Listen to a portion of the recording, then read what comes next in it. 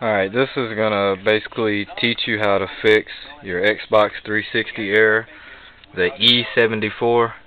As you can see, I got the Xbox disassembled already.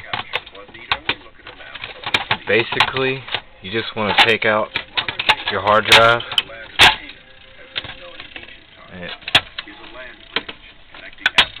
it just unplugs.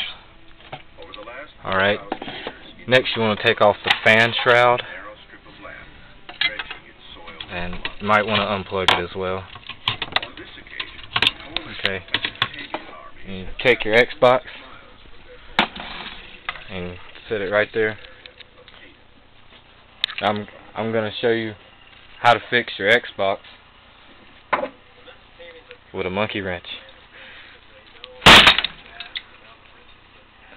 This is how you fix your Xbox with a monkey wrench. Thank you.